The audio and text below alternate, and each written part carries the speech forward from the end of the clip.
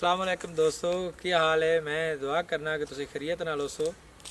तो मेरा भाई आज जेडे दोस्त ने ना बजुर्ग अक्सर बाज़ औकात उन्होंने मैदा कमज़ोर हो जाता है ना, तो रोटी खाते हैं दंद मूँह च नहीं होंगे तो फद रहिंदे ने, वो रोटी ना पूरी चबाई नहीं जाती। उनकी वजह नाल ना फिर उन्होंने मैदा जड़ा ना वर्क करता, लोड पै जाता है, उनके नाल कब्ज़ तो गैस बहुत ज़्यादा बनती है उन्होंने चारियां दे। वो मुंडा चक मार जाता, जिन्होंने आते चक ब्लॉक हो जाता, मैदा रुक जाता है उन्होंने, उन्हें मैदा हजम नहीं करता खजा नूं। तो उन्होंने भाइयों वास्ते जेडे हफ्ता हफ्ता 10-10 दिन उन्होंने चारा ना नीमा करना पैंदा या कोई जलाब खाना पैंदा बड़ा सख्त।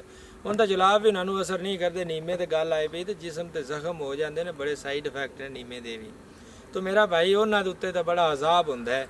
उन्होंने बजुर्गों वास्ते या जो भी जवान हैं उन्होंने वास्ते नुस्खा है सनाब मक्की, सुंड, काली मिर्च ते नशादर ते रहमत खताई। इन्होंने मेरा भाई लैना है काली मिर्च 20 ग्राम जे, नशादर 60 ग्राम जे, सनाब मक्की 100 तो 60 ग्राम जे, ते जेड़ा रहमत खताई ये 80 ग्राम। ये मेरा भाई इन्हें लैके इनका तुम पाउडर कर लेना है। पाउडर करके ये सुबह शाम अद्धी अद्धी चमची तुसा खानी है, रोटी तो बाद खानी है। 3 टाइम खा लो। तो मैं आना जेड़ा 10 दिन बाद कजाया हाजत का होंदा है ना, तो बेचारा सुख का साह लैंदा, नींदर नहीं आती, बोली रखता, बटोर चलिया रहिंदा है। वो मेरा भाई पहले दिन नींदर भी सुकून की बड़े स्वाद की सवेगा, नींद की गोली नहीं खानी पैंदी उस बंदे नूं, ते उनका पेट भी इंज खाली होवेगा, पेचस नहीं लगने। पेसा नाल बंदा ज़्यादा कमज़ोर हो जाता, पानी की कमी हो जाती। पेचस मेरा भाई नहीं लगने।